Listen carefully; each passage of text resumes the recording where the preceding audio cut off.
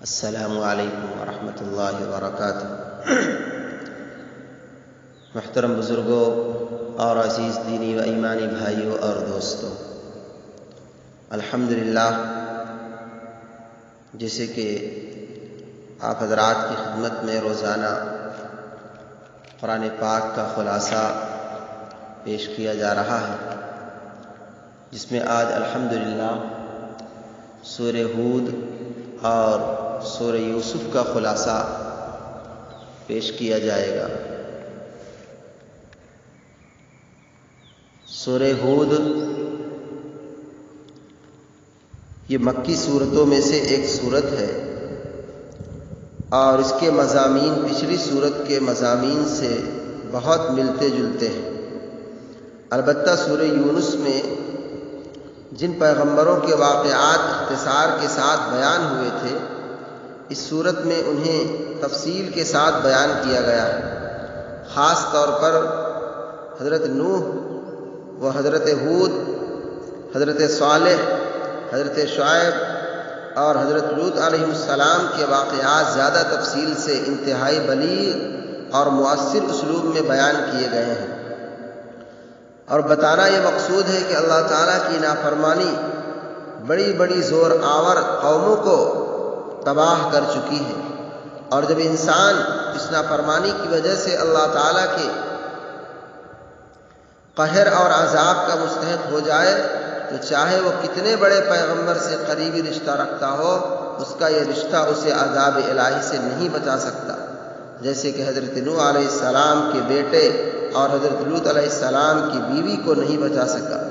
اس صورت میں عذاب الہی کے واقعات اتنے مؤثر انداز میں بیان ہوئے ہیں اور دین پر استقامت کا حکم اتنی تاکید سے فرمایا گیا ہے کہ ایک مرتبہ حضرت صلی اللہ علیہ وسلم نے فرمایا کہ مجھے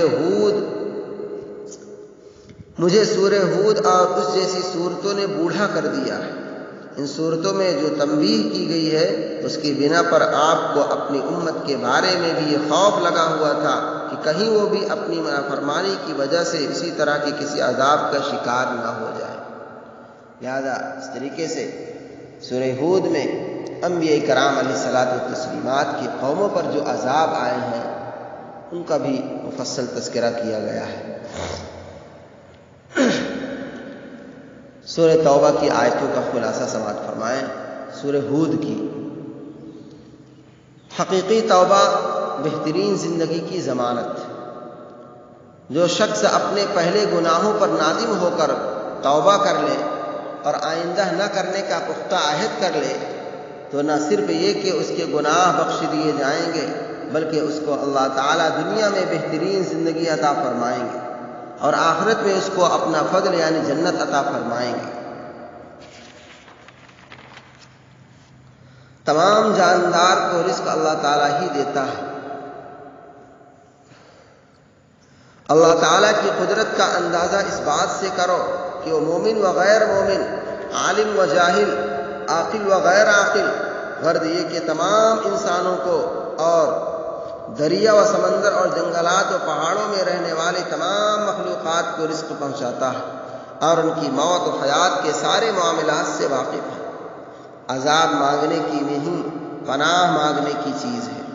رسول اللہ صلی اللہ علیہ وسلم جب لوگوں کو اللہ تعالیٰ کے عذاب سے ڈراتے تو مشرکین اس عذاب کے فوری طور پر نازل ہونے کا مطالبہ کرتے، تو اللہ تعالیٰ نے جواب میں فرمایا کہ ہم اپنی حکمت و مصلحت کے تحت ایک خاص مدت تک اگر عذاب میں تاخیر کر رہے ہیں تو یہ مت سمجھو کہ ہم عذاب نازل کرنے پر قادر نہیں، بلکہ یاد رکھو کہ جس دن ہمارا عذاب آ جائے گا تو کسی کے ٹالنے سے بھی نہیں ٹلے گا، چنانچہ عذاب سے تو پناہ ہی مانگنی چاہیے۔ نیک عمل سے دنیا کا فائدہ چاہنا۔ کوئی انسان اگر اپنے نیک عمل سے صرف دنیا کے فائدے مثلا نام و نمود، شہرت، عزت وغیرہ کی نیت کرے، اللہ تعالیٰ کو راضی کرنے کا کوئی ارادہ نہ ہو تو ایسے عمل کا کوئی اعتبار نہیں۔ اگر وہ کافر ہے تو آخرت میں ہمیشہ کی دوزخ میں جائے گا، اور اگر ایمان والا ہے تو وہ عمل اسے کوئی بھی اجر و ثواب نہیں دلا سکے گا۔ ہاں، دنیا میں جس غرض کے لیے وہ عمل کیا گیا ہوگا اللہ اگر چاہیں گے تو اسے اس میں کامیاب کر دیں گے، آخرت میں بالکل محروم رہے گا۔ ایمان کے بغیر نجات ناممکن ہے۔ آخرت میں صرف ایمان ہی کام آئے گا، اس کے بغیر نجات کی کوئی شکل نہیں ہوگی، حتیٰ کہ حسب و نسب، ذات و پات اور خاندان و برادری بھی کسی کے کچھ کام نہیں آ سکے گی، یہاں تک کہ انبیاء علیہ السلام کی اولاد بھی انبیاء کی شفاعت سے محروم کر دی جائے گی۔ ایمان سے محرومی عذاب کا سبب بن جاتی ہے۔ حضرت نوح علیہ السلام اپنے بیٹے کو اپنے ساتھ کشتی میں سوار کرانا چاہتے تھے، مگر ایمان نہ ہونے کی وجہ سے ان کو سوار کرانے کی اجازت نہیں ملی، بالآخر وہ ڈوبنے والوں کے ساتھ غرق ہو گیا۔ توبہ کا فائدہ۔ شرک اور دوسرے گناہوں سے توبہ کرنے کا حکم دیا گیا ہے، اور توبہ کرنے کے فوائد بتائے گئے ہیں کہ قحط سالی ختم ہوگی، موسلا دھار بارش برسے گی، اور مال و اولاد میں بھی اضافہ ہوگا۔ رسول کی نافرمانی کا انجام۔ حضرت ہود علیہ السلام نے اپنی قوم عاد کو اللہ کا پیغام پہنچایا کہ ایک اللہ پر ایمان لے آؤ اور توبہ و استغفار کر کے نیک بن جاؤ، مگر انہوں نے ایک نہ سنی، اپنے نبی کی پیش کی گئی دعوت سے منہ موڑا اور اپنی قوم کے ظالم لوگوں کے کہنے پر چلتے رہے۔ دنیا کی سب سے طاقتور اور گھمنڈ کرنے والی قوم کو اللہ تعالیٰ نے 8 دن اور 7 رات تک مسلسل چلنے والی شدید طوفانی ہوا سے ہلاک برباد کر دیا۔ اس عذاب کی وجہ بھی ساتھ ساتھ بیان کر دی گئی کہ اپنے زمانے کے نبی کی پیش کی ہوئی دعوت سے منہ موڑنا بربادی کو لازم کر دیتا ہے۔ لوگوں کے طعن و تشنیع کی پرواہ نہ کرو۔ جو لوگ راہ حق کو اختیار کر کے اس پر مضبوطی سے جمے رہتے ہیں اور لوگوں کے سیدھی راہ پر لانے کی فکر و کوشش کرتے رہتے ہیں، ان کو طرح طرح کے طعنے سننے پڑتے ہیں۔ ایسے حالات میں انسان کو بددل اور رنجیدہ نہیں ہونا چاہیے اور اپنے کام میں لگے رہنا چاہیے کہ اس قسم کے طعنوں کا نشانہ انبیاء کرام علیہ السلام کو بھی بنایا جا چکا ہے۔ چنانچہ حضرت صالح علیہ السلام نے اپنی قوم کو ایک اللہ کی دعوت دی اور باطل بتوں کی پوجا سے منع کیا، تو آپ کی قوم نے آپ سے کہا کہ اے صالح، ہم کو آپ سے بہت امید تھی کہ آپ ہمارا ساتھ دیتے اور ہمارے لیے فخر کا باعث ہوتے، حالانکہ آپ تو ہمارے خلاف ہی ہو گئے۔ انبیاء اپنی امت سے محبت کرتے ہیں۔ انبیاء علیہ السلام کے دل میں اپنی امت کے لیے رحم اور ہمدردی کا جذبہ بہت زیادہ ہوتا ہے۔ وہ یہ برداشت نہیں کر سکتے کہ ان کی امت کا ایک فرد بھی جہنم میں جائے، اور ہر حال میں کوشش کرتے ہیں کہ قوم سدھر جائے۔ چنانچہ جب حضرت ابراہیم علیہ السلام کو فرشتوں کے ذریعے خبر ملی کہ حضرت لوط علیہ السلام کی قوم پر ان کے گناہوں کی وجہ سے سخت عذاب آنے والا ہے، تو عذاب کے لیے بھیجے گئے فرشتوں سے بحث کے انداز میں سفارش کرنے لگے اور ان کی قوم کے لیے مہلت مانگنے لگے۔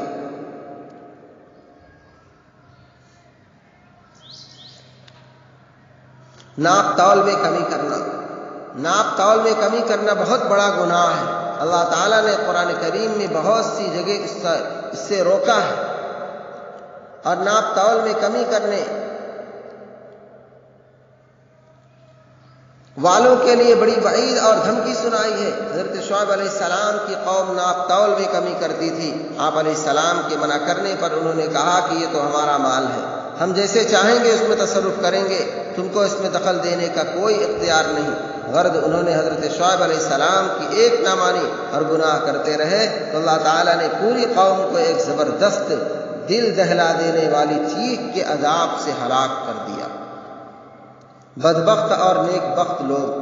قیامت کے دن ایسی سختی ہوگی کہ اس روز کوئی بھی جاندار اللہ کی اجازت کے بغیر بات تک نہ کر سکے گا، اور پھر اپنے کیے ہوئے اعمال کا حساب و کتاب ہوگا، اور لوگ 2 طرح کے ہو جائیں گے۔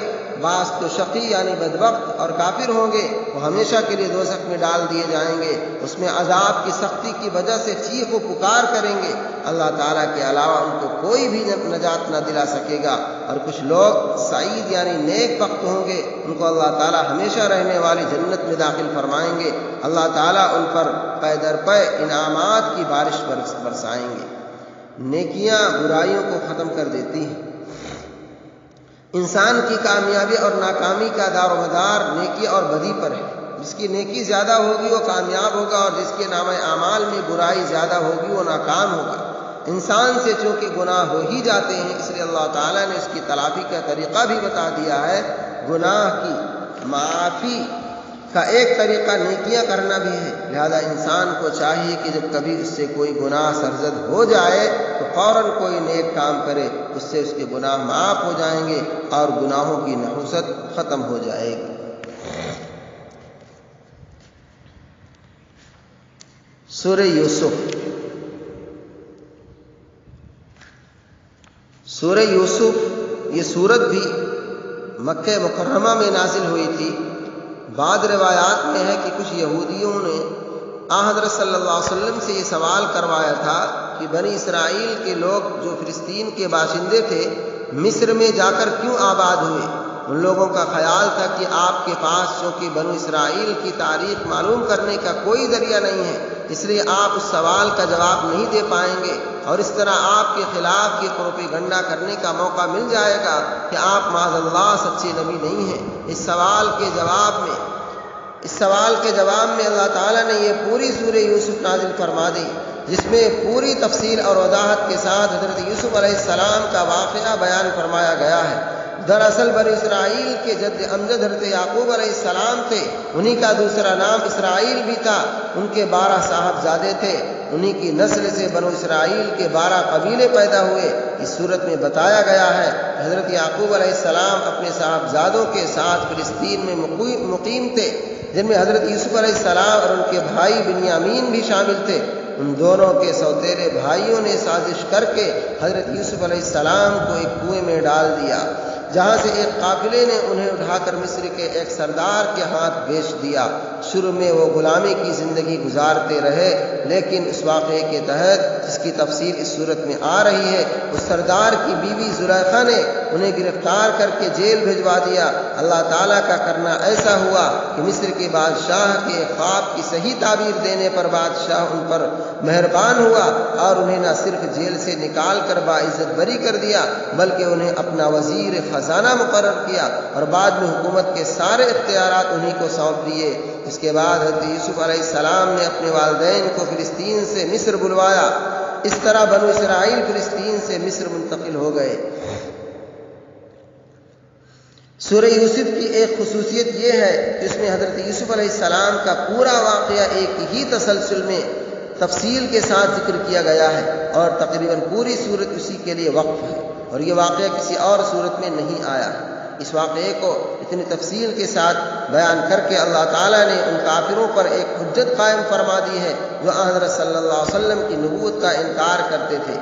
یہ بات ان پر بھی واضح تھی کہ اس واقعے کا علم ہونے کا آپ کے پاس کوئی ذریعہ نہیں تھا، لہذا یہ تفصیل آپ کو وحی کے علاوہ کسی اور طریقے سے حاصل نہیں ہو سکتی تھی۔ اس کے علاوہ مکہ مکرمہ میں حضرت صلی اللہ علیہ وسلم اور آپ کے صحابہ کرام کو کفار مکہ کی طرف سے جن تکلیفوں کا سامنا کرنا پڑ رہا تھا، ان کے پیش نظر اس واقعے میں آپ کے لیے تسلی کا بھی بڑا سامان تھا کہ حضرت یوسف علیہ السلام اپنے بھائیوں کی سازش کے نتیجے میں بڑے سخت حالات سے گزرے، لیکن آخرکار اللہ تعالیٰ نے انہیں کو عزت، شوکت اور سربلندی عطا فرمائی، اور جن لوگوں نے انہیں تکلیفوں کا نشانہ بنایا تھا ان سب کو ان کے آگے جھکنا پڑا۔ اسی طرح حضرت صلی اللہ علیہ وسلم کو اگرچہ مکہ مکرمہ میں تکلیفیں اٹھانی پڑ رہی ہیں، لیکن آخرکار یہ سازشی لوگ آپ ہی کے سامنے جھکیں گے اور حق غالب ہو کر رہے گا۔ اس کے علاوہ بھی اس واقعے میں مسلمانوں کے لیے بہت سے سبق ہیں، اور شاید اسی لیے اللہ تعالیٰ نے اس کو بہترین قصہ قرار دیا ہے، یعنی احسن القصص فرمایا ہے۔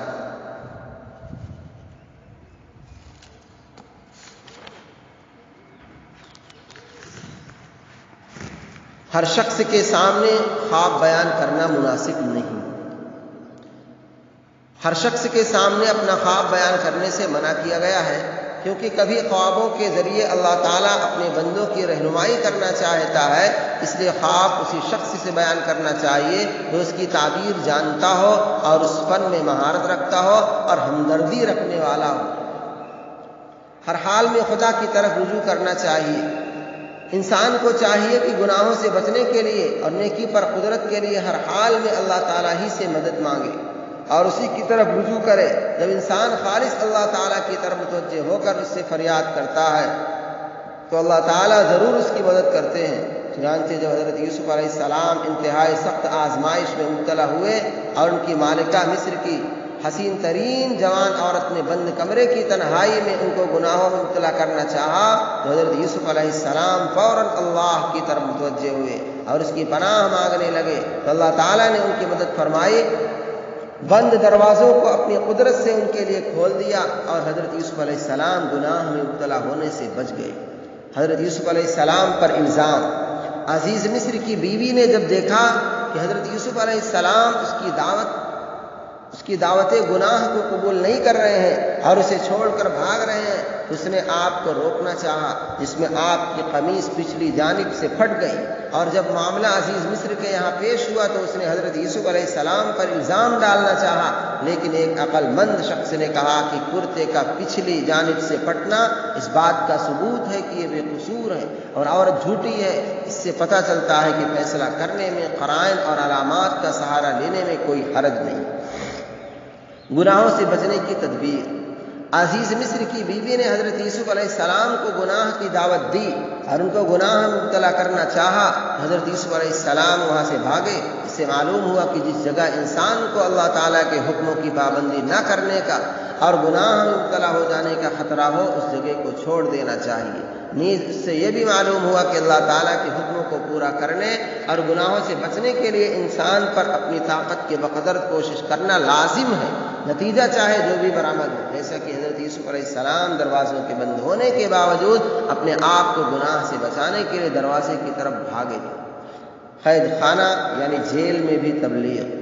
خدا تعالیٰ کی محبت جس کسی کے دل میں اتر جاتی ہے تو پھر وہی انسانی زندگی کا مقصد اصلی بن جاتی ہے اور اس کے دین کی دعوت و تبلیغ کا عشق رگ رگ میں سما جاتا ہے۔ قید خانہ کی سخت مصیبتیں بھی ایک لمحہ کے لیے اسے فراموش نہیں کرا سکتی۔ وہ بات بھی کرتا ہے تو اسی کی دعوت بھی دیتا ہے تو اسی کی، یعنی ہر آن ہر وقت ہر جگہ اس کی ذہن و دماغ میں یہی بات ہمیشہ جاگزی رہتی ہے کہ ہمیں اللہ کے بندوں کے اللہ سے کیسے واقف کرا دینا ہے تاکہ وہ اللہ کے سچے پکے بندے بن جائیں۔ اللہ تبارک تعالیٰ ہم سبوں کو ان تمام باتوں کو صحیح طور پر سمجھنے اور اس پر عمل کی توفیق نصیب فرمائے، آمین۔